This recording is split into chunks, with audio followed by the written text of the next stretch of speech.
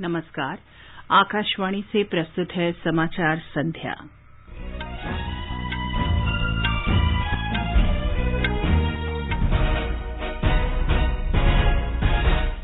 प्रधानमंत्री नरेंद्र मोदी कल तमिलनाडु में 11 नए सरकारी मेडिकल कॉलेज और चेन्नई केंद्रीय शास्त्रीय तमिल संस्थान के नए परिसर का उद्घाटन करेंगे। प्रधानमंत्री स्वामी विवेकानंद की जयंती पर पुदुचेरी में 25वें राष्ट्रीय युवा महोत्सव का भी उद्घाटन करेंगे। स्वास्थ्य मंत्री मनसुख मांडविया ने कोविड स्थिति पर देश भर के 120 विशेषज्ञ डॉक्टरों के साथ बातचीत की। कोविड के बढ़ते संक्रमण के कारण दिल्ली में सभी निजी कार्यालय बंद।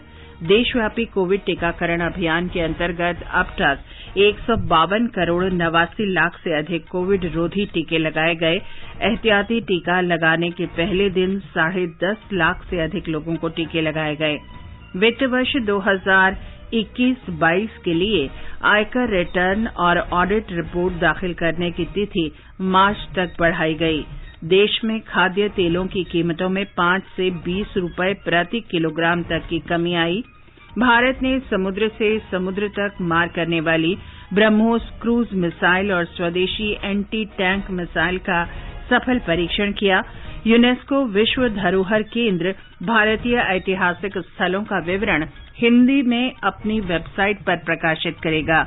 दिल्ली में खेले जा रहे इंडिया ओपन बैडमिंटन टूर्नामेंट में पीवी सिंधु और किदाम्बी श्रीकांत दूसरे दौर में अश्मित चालिहा ने बड़े उलटफेर में 5वीं वरीयता प्राप्त खिलाड़ी को हराया और केपटाउन में दक्षिण अफ्रीका के साथ तीसरे और अंतिम क्रिकेट टेस्ट मैच में भारत ने पहली पारी में ताजा समाचार मिलने तक 6 विकेट पर 201 रन बनाए। समाचार संध्या में सिद्धार्थ सिंह के साथ मैं चंद्रिका जोशी। देश कोविड टीकाकरण अभियान के अंतर्गत 150 करोड़ टीके लगाने का कीर्तिमान स्थापित कर इस दिशा में निरंतर आगे बढ़ रहा है। कोरोना वायरस का नया वेरिएंट मिलने से चिंताएं बढ़ी हैं। 15 से 18 वर्ष के किशोरों के लिए राष्ट्रव्यापी टीकाकरण शुरू हो गया है। आपसे हमारी अपील है कि यथाशीघ्र दोनों टीके लगवाएं और अन्य लोगों को भी टीके लगवाने के लिए प्रेरित करें। कृपया 3 सरल उपायों का पालन अवश्य करें। मास्क लगाएं, 2 गज की सुरक्षित दूरी बनाए रखें, हाथ और चेहरा साफ रखें। कोविड से संबंधित किसी भी जानकारी और मार्गदर्शन के लिए राष्ट्रीय हेल्पलाइन नंबर 011-2397-8046 और 1075 पर संपर्क करें। और अब समाचार। प्रधानमंत्री नरेंद्र मोदी कल तमिलनाडु में 11 नए सरकारी मेडिकल कॉलेज और चेन्नई केंद्रीय शास्त्रीय तमिल संस्थान के नए परिसर का उद्घाटन करेंगे। नए मेडिकल कॉलेजों पर 4,000 करोड़ रुपए की लागत आई है। इनमें से लगभग 2,145 करोड़ रुपए केंद्र सरकार ने और बाकी तमिलनाडु सरकार ने उपलब्ध कराए हैं। इन चिकित्सा महाविद्यालयों की स्थापना सुलभ चिकित्सा शिक्षा को प्रोत्साहन देने और देश के हर भाग में स्वास्थ्य संबंधी बुनियादी ढांचा मजबूत करने के प्रधानमंत्री के प्रयासों के अंतर्गत है। इन नए मेडिकल कॉलेजों में कुल 1,450 सीटों की क्षमता होगी। ये उन जिलों में मेडिकल कॉलेज स्थापित करने की केंद्र प्रायोजित योजना के तहत हैं जिनमें सरकारी या निजी मेडिकल कॉलेज नहीं हैं। केंद्रीय शास्त्रीय तमिल संस्थान की स्थापना भारतीय विरासत को संरक्षित करने और शास्त्रीय भाषाओं को बढ़ावा देने की प्रधानमंत्री की परिकल्पना के अनुरूप है। इस पर 24 करोड़ रुपए की लागत आई है। प्रधानमंत्री नरेंद्र मोदी कल पुदुचेरी में 25वें राष्ट्रीय युवा महोत्सव का शुभारंभ वर्चुअल माध्यम से करेंगे। 12 जनवरी स्वामी विवेकानंद की जयंती है और इसे हर वर्ष राष्ट्रीय युवा दिवस के रूप में मनाया जाता है। युवा कार्य मंत्रालय में सचिव उषा शर्मा ने बताया कि महोत्सव का उद्देश्य देश के युवाओं को प्रेरित और राष्ट्र निर्माण के लिए उन्हें एकजुट करना है। कोविड की स्थिति को देखते हुए 2 दिन का महोत्सव वर्चुअल माध्यम से आयोजित किया जाएगा। उद्घाटन के बाद राष्ट्रीय युवा सम्मेलन होगा। इसका उद्देश्य देश के युवाओं को राष्ट्र निर्माण के लिए प्रेरित, एकजुट और सक्रिय करना है। सम्मेलन के दौरान युवाओं को पर्यावरण, जलवायु परिवर्तन, सतत विकास लक्ष्य आधारित वृद्धि, प्रौद्योगिकी, उद्यमिता और नवाचार, स्वदेशी तथा प्राचीन ज्ञान, राष्ट्रीय चरित्र और राष्ट्र निर्माण जैसे मुद्दों पर विचार व्यक्त करने का अवसर मिलेगा। वर्ष 2020 में राष्ट्रीय युवा दिवस के अवसर पर प्रधानमंत्री नरेंद्र मोदी ने कहा था कि युवा अब पहले से ज्यादा सजग हो गए हैं। जब युवा पीढ़ी की तरफ गौर से देखते हैं, कितना बड़ा बदलाव नजर आ रहा है। युवा का मन बदल चुका है और आज का युवा मन घिसे पीटे पुराने तौर तरीकों से कुछ नया करना चाहता है, हट करके करना चाहता है। आज का युवा मन बने बनाए रास्तों पर चलना नहीं चाहता है, वो नए रास्ते बनाना चाहता है, अननोन जगह पे कदम रखना चाहता है। मंजिल भी नहीं, लक्ष्य भी नहीं, राह भी नहीं और चाह भी नहीं। और एक बार मन में ठान लेता है ना युवा, जी जान से जुट जाता है। स्वामी विवेकानंद ने वर्ष 1883 में शिकागो में आयोजित धर्मसभा में युवाओं को अपने लक्ष्य की प्राप्ति के लिए प्रेरित किया था। आइए सुनते हैं उनके भाषण का एक अंश। आंखें कमजोर होती हैं तो हो जाने दो, हृदय निर्बल होता है तो हो जाने दो, भाग्य 100 परेशानियां भेजता है तो भेजने दो, यदि घना अंधेरा राह को रोकता है तो रोकने दो, और यदि प्रकृति तुम्हें नष्ट करने को अपनी भ्रिकुटी चढ़ा लेती है तो चढ़ा लेने दो। मेरी आत्मा जान ले कि तू दिव्य है, निरंतर आगे बढ़ती चल, न दाएं मुड़ न बाएं, सिर्फ लक्ष्य की ओर। स्वास्थ्य मंत्री मनसुख मांडविया ने कोविड स्थिति पर देश भर के 120 विशेषज्ञ डॉक्टरों के साथ वीडियो कॉन्फ्रेंसिंग के जरिए बातचीत की। उन्होंने विशेषज्ञ डॉक्टरों के सुझावों को सुना और उन्हें कोविड से निपटने के निर्देश दिए। श्री मांडविया ने कहा कि कोरोना से लड़ने के लिए हम सबको मिलकर काम करना होगा। स्वास्थ्य मंत्री ने बताया कि एहतियाती कोविड टीकाकरण अभियान के पहले दिन ही 10,50,000 से अधिक लोगों को टीके लगाए गए।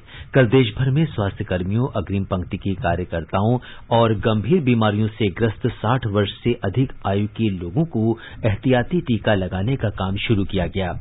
ये टीका उन लोगों को प्राथमिकता के आधार पर लगाया जा रहा है जिन्हें 9 महीने या 39 सप्ताह पूर्व टीके की दूसरी डोज दी जा चुकी हो। देश में सभी पात्र नागरिकों को निःशुल्क टीके लगाए जा रहे हैं। एहतियाती डोज देने के लिए नए पंजीकरण की जरूरत नहीं है। दोनों टीके लगवा चुके पात्र लोग किसी भी टीकाकरण केंद्र पर सीधे जाकर या समय लेकर टीका लगवा सकते हैं। इसके लिए ऑनलाइन तारीख और समय निश्चित करने की प्रक्रिया शनिवार से शुरू हो गई है। प्रधानमंत्री नरेंद्र मोदी ने सभी पात्र लोगों से एहतियाती कोविड टीका लगवाने का अनुरोध किया है। श्री मोदी ने टीका लगवा चुके लोगों की सराहना की है। उन्होंने कहा कि टीकाकरण कोविड महामारी से निपटने का सर्वाधिक प्रभावी उपाय है। प्रधानमंत्री ने आज बिहार के मुख्यमंत्री नीतीश कुमार और कर्नाटक के मुख्यमंत्री बसवराज बोम्मई से बात की। श्री मोदी ने दोनों नेताओं के जल्द स्वस्थ होने की कामना की है। प्रधानमंत्री ने भारत रत्न लता मंगेशकर के स्वास्थ्य के बारे में भी जानकारी ली। उन्हें कोरोना संक्रमित होने के बाद अस्पताल में भर्ती कराया गया है।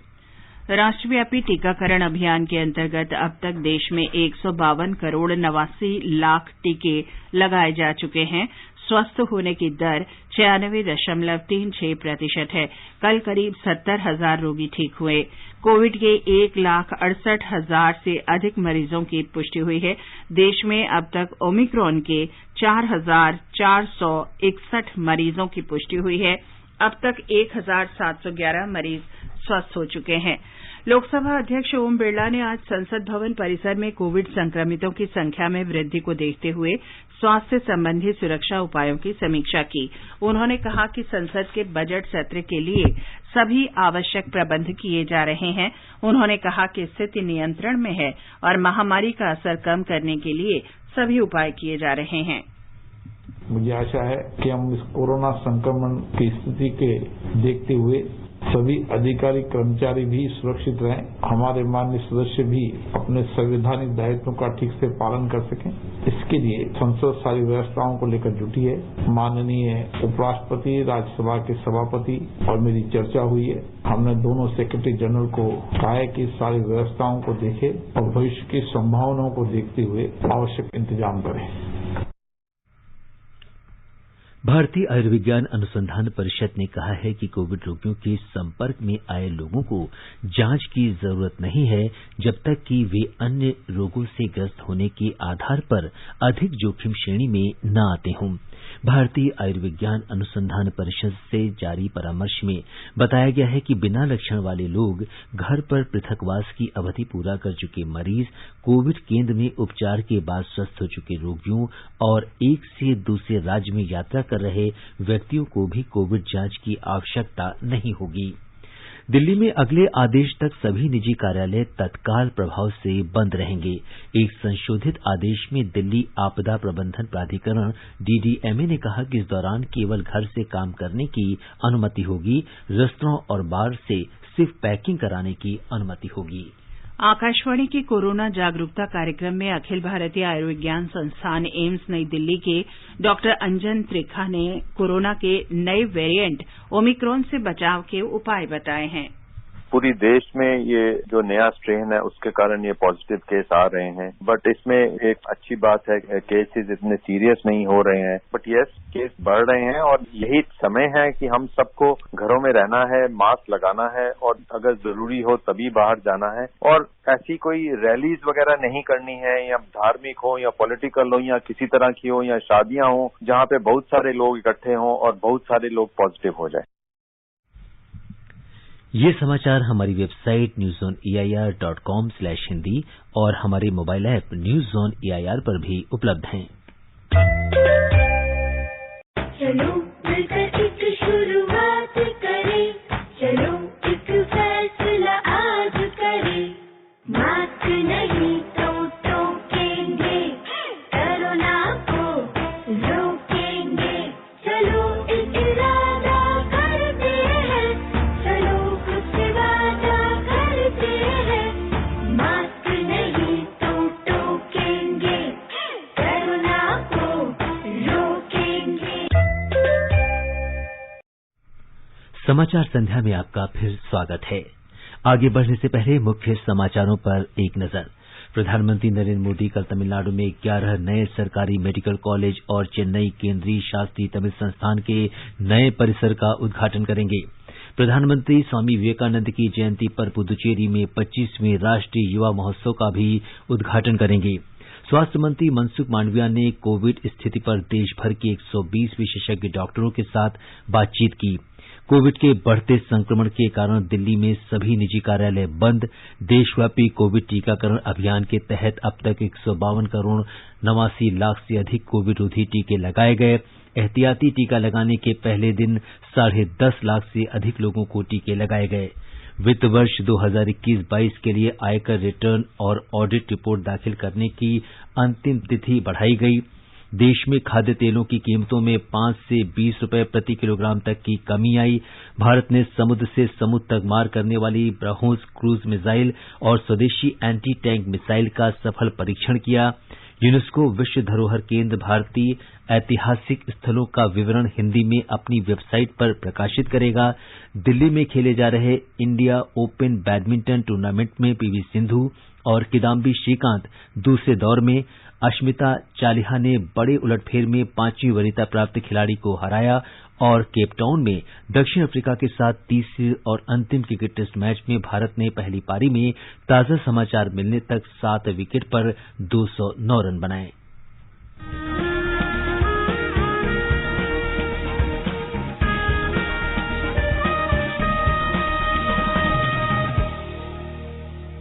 स्वाधीनता संग्राम के वे निशान जो साक्षी हैं हमारे सेनानियों के संघर्ष और बलिदान के। आकाशवाणी समाचार ला रहा है विशेष श्रृंखला निशान। हर बुधवार को शाम 4:45 पर कार्यक्रम परिक्रमा में FM गोल्ड 100.1 मेगाहर्ट्ज पर।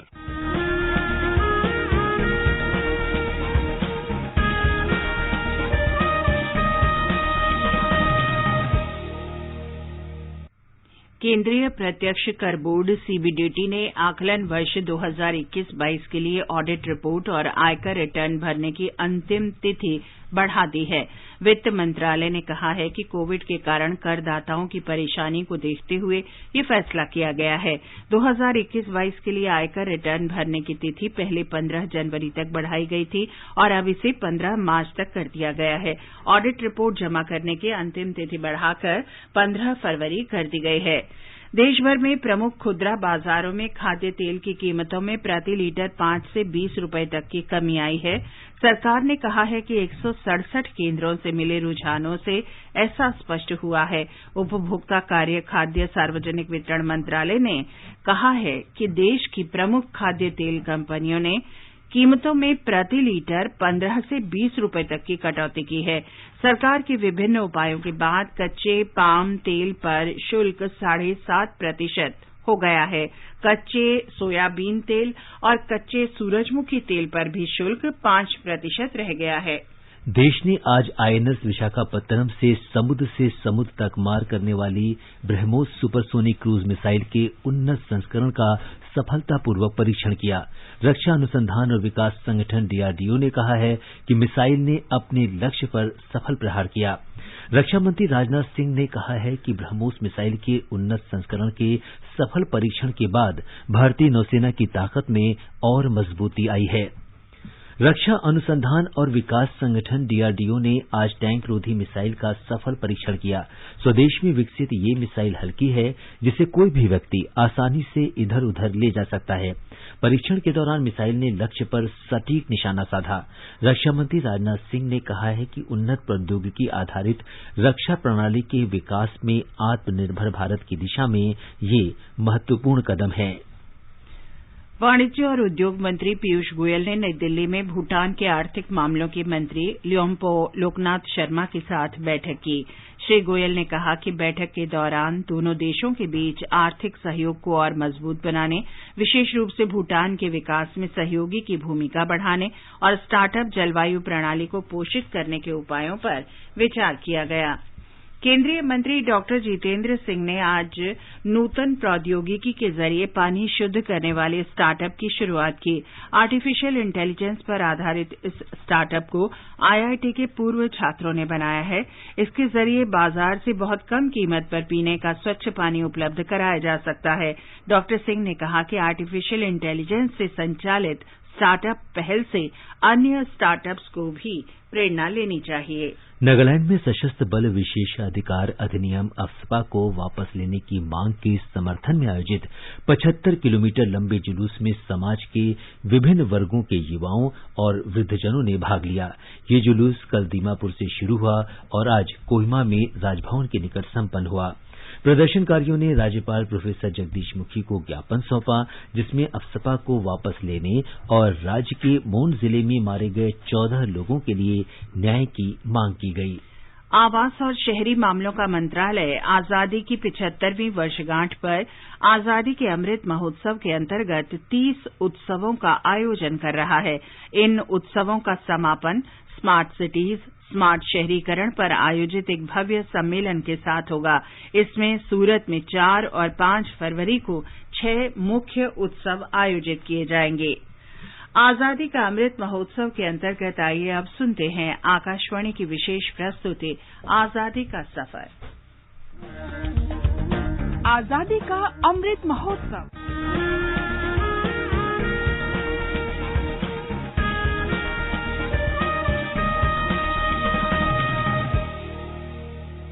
आजादी का सफर आकाशवाणी समाचार के साथ एक राष्ट्र का उदय।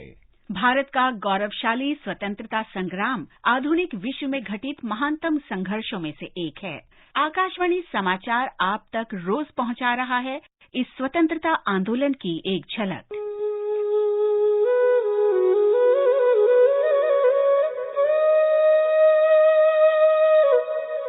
ये जो स्वराज आया है उसे हम मजबूती से अपने पास रखेंगे ताकि कोई दूसरा हमारी तरफ टेढ़ी नजर भी उठाकर देखे तो हम उसका पूरी तरह से मुकाबला कर सकें। आज की कड़ी में हम स्वतंत्रता सेनानी और देश के दूसरे प्रधानमंत्री लाल बहादुर शास्त्री का स्मरण कर रहे हैं, जिनका निधन 11 जनवरी 1966 को हुआ था। लाल बहादुर शास्त्री पर स्वामी विवेकानंद, महात्मा गांधी और एनी बेसेंट का गहरा प्रभाव था। वे महात्मा गांधी के मार्गदर्शन में 1920 के दशक में स्वतंत्रता आंदोलन में शामिल हुए थे। 1965 के भारत पाकिस्तान युद्ध के दौरान उन्होंने देश का नेतृत्व किया और भारतीयों को जय जवान जय किसान का नारा दिया। जय जवान जय किसान। लाल बहादुर शास्त्री का जन्म उत्तर प्रदेश में वाराणसी के निकट हुआ था। बचपन से ही अध्ययन में रुचि रखने वाले शास्त्री जी जूतों के बिना कई मील पैदल चलकर बनारस में अपने स्कूल जाते। गर्मियों में धूप से तपती गलियों से भी वो नंगे पांव गुजरते। उम्र बढ़ने पर स्वतंत्रता आंदोलन में उनकी रुचि भी बढ़ी। मात्र 11 वर्ष की आयु में ही वे महात्मा गांधी से अत्यधिक प्रभावित हुए। जनवरी 1921 में जब लाल बहादुर शास्त्री 10वीं कक्षा में थे और उनकी फाइनल परीक्षा में केवल 3 महीने ही बचे थे, उन्होंने बनारस में महात्मा गांधी और पंडित मदन मोहन मालवीय की जनसभा में भाग लिया। विद्यार्थियों से सरकारी स्कूल छोड़ने और असहयोग आंदोलन में शामिल होने के महात्मा गांधी के आह्वान से प्रेरित होकर शास्त्री जी ने अगले दिन से ही स्कूल छोड़ दिया और असहयोग आंदोलन से जुड़ गए। बाद में उन्होंने वाराणसी में काशी विद्यापीठ में अध्ययन किया। यहाँ वो महान बौद्धिक जन और राष्ट्रभक्तों के संपर्क में आए।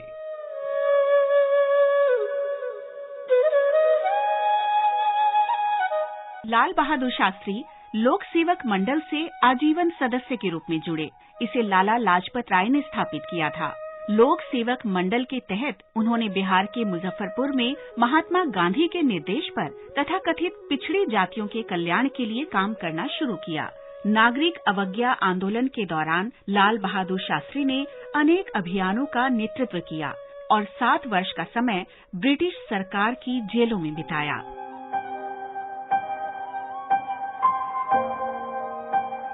1946 में जब कांग्रेस सरकार की स्थापना हुई तो लाल बहादुर शास्त्री को शासन में रचनात्मक भूमिका निभाने को कहा गया।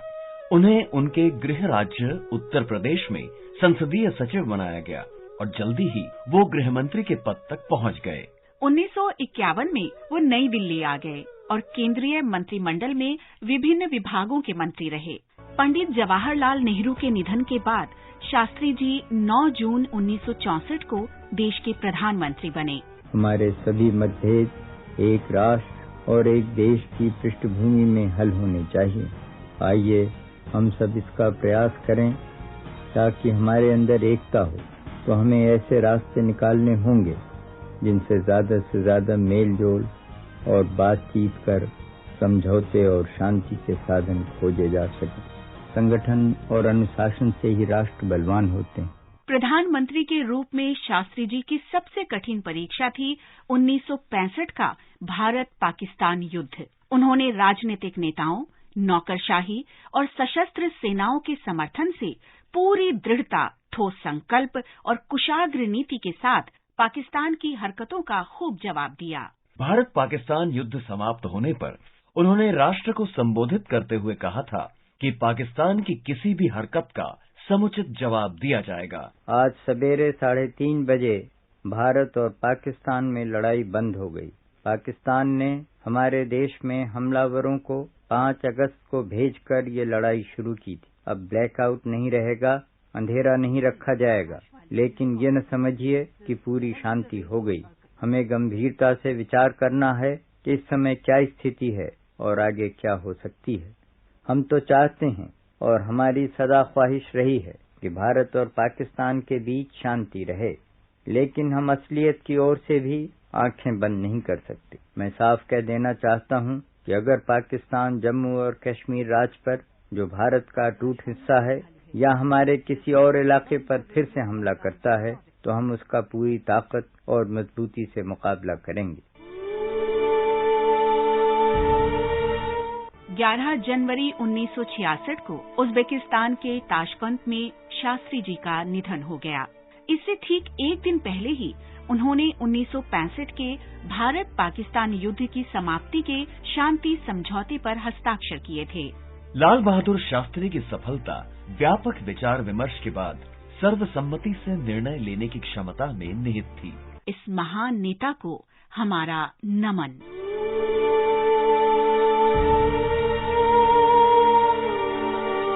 और अब आकाशवाणी समाचार के साथ आजादी का सफर की ये कड़ी संपन्न होती है। कल फिर मिलेंगे अगली कड़ी के साथ।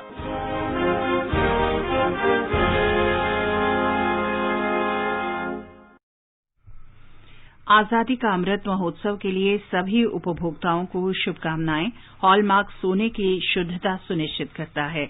हमेशा हॉलमार्क वाले सोने के आभूषण खरीदें। उपभोक्ता संबंधित किसी भी शिकायत के लिए कृपया राष्ट्रीय उपभोक्ता हेल्पलाइन के टोल फ्री नंबर 14404 पर संपर्क करें। उपभोक्ता मामले विभाग, भारत सरकार द्वारा जनहित में जारी। जागो ग्राहक जागो। यूनेस्को के विश्व विरासत केंद्र ने अपनी वेबसाइट पर भारत के विश्व विरासत स्थलों की जानकारी हिंदी में प्रकाशित करने पर सहमति जताई है। भारत में यूनेस्को के स्थायी प्रतिनिधि ने कल ये घोषणा की। शिक्षा मंत्री धर्मेंद्र प्रधान ने इस फैसले का स्वागत किया। उन्होंने कहा कि हिंदी हर भारतवासी और हिंदी प्रेमी के लिए गर्व का विषय है। श्री प्रधान ने कहा कि वैश्विक स्तर पर भारतीय भाषाओं की लोकप्रियता उत्साहजनक है। अमरीकी कृषि विभाग यूएसडीए ने भारत से आम के आयात का अनुमोदन किया है। अब अमरीका के उपभोक्ताओं को भारत के उत्कृष्ट आम और आसानी से उपलब्ध हो सकेंगे। वर्ष 2019-20 में भारत ने अमरीका को 1000 मीट्रिक टन से अधिक आम निर्यात किए थे। अब आम की लंगड़ा, चौसा, दशहरी और फजली किस्मों के निर्यात के अवसर भी उपलब्ध होंगे। मणिपुर में पिछले सप्ताह प्रकाशित अंतिम फोटो मतदाता सूची में दिव्यांग मतदाताओं की संख्या पिछले मतदाता सूची से अधिक है। राज्य में आगामी विधानसभा चुनाव में इन मतदाताओं की भूमिका बहुत महत्वपूर्ण होगी। आकाशवाणी समाचार के साथ विशेष बातचीत में मणिपुर के संयुक्त मुख्य निर्वाचन अधिकारी एस दौलत खान ने कहा कि सूची के अनुसार दिव्यांग मतदाताओं की संख्या 14,000 से अधिक है। पीवी सिंधु, ईरा शर्मा और अश्मिता चालिहा दिल्ली में इंडिया ओपन बैडमिंटन टूर्नामेंट की महिला सिंगल्स के दूसरे दौर में पहुंच गई हैं। अश्मिता चालिहा ने 5वीं वरीयता प्राप्त रूस की एवगेनिया को 24-22, 21-16 से हराकर उलटफेर किया। पुरुष सिंगल्स में किदाम्बी श्रीकांत और समीर वर्मा दूसरे दौर में पहुंच गए हैं। केपटाउन में दक्षिण अफ्रीका के साथ तीसरी और अंतिम क्रिकेट टेस्ट मैच के पहले दिन भारत ने पहली पारी में ताजा समाचार मिलने तक 8 विकेट पर 210 रन बना लिए हैं। भारत ने टॉस जीतकर बल्लेबाजी करने का फैसला किया। हनुमा विहारी और मोहम्मद सिराज की जगह विराट कोहली और उमेश यादव को टीम में शामिल किया गया है। 3 मैचों की श्रृंखला में दोनों टीमें एक-एक मैच जीतकर बराबरी पर हैं। हरियाणा ने भारत कौशल 2021 राष्ट्रीय प्रतियोगिता में 11 पुरस्कार जीते हैं। राज्य ने 3 स्वर्ण, 4 रजत, 1 कांस्य पदक के साथ ही 3 उत्कृष्टता पदक जीते। हरियाणा चीन में होने वाली विश्व कौशल प्रतियोगिता 2022 में देश का प्रतिनिधित्व भी करेगा। मुख्यमंत्री मनोहर लाल ने विजेताओं को बधाई देते हुए कहा कि उनकी उपलब्धियों ने राज्य सरकार के कौशल विकास के क्षेत्र में किए गए प्रयासों को सही साबित कर दिखाया है। और अंत में मुख्य समाचार एक बार फिर। प्रधानमंत्री नरेंद्र मोदी कल तमिलनाडु में 11 नए सरकारी मेडिकल कॉलेज और चेन्नई केंद्रीय शास्त्रीय तमिल संस्थान के नए परिसर का उद्घाटन करेंगे। प्रधानमंत्री स्वामी विवेकानंद की जयंती पर पुदुचेरी में 25वें राष्ट्रीय युवा महोत्सव का भी उद्घाटन करेंगे। स्वास्थ्य मंत्री मनसुख मांडविया ने कोविड स्थिति पर देशभर के 120 विशेषज्ञ डॉक्टरों के साथ बातचीत की। कोविड के बढ़ते संक्रमण के कारण दिल्ली में सभी निजी कार्यालय बंद। देशव्यापी कोविड टीकाकरण अभियान के तहत अब तक 152 करोड़ 89 लाख से अधिक कोविड रोधी टीके लगाए गए। एहतियाती टीका लगाने के पहले दिन 10.5 लाख से अधिक लोगों को टीके लगाए गए। वित्त वर्ष 2021-22 के लिए आयकर रिटर्न और ऑडिट रिपोर्ट दाखिल करने की अंतिम तिथि बढ़ाई गई। देश में खाद्य तेलों की कीमतों में 5 से 20 रुपए प्रति किलोग्राम तक की कमी आई। भारत ने समुद्र से समुद्र तक मार करने वाली ब्रह्मोस क्रूज मिसाइल और स्वदेशी एंटी टैंक मिसाइल का सफल परीक्षण किया। यूनेस्को विश्व धरोहर केंद्र भारतीय ऐतिहासिक स्थलों का विवरण हिंदी में अपनी वेबसाइट पर प्रकाशित करेगा। दिल्ली में खेले जा रहे इंडिया ओपन बैडमिंटन टूर्नामेंट में पीवी सिंधु और किदाम्बी श्रीकांत दूसरे दौर में।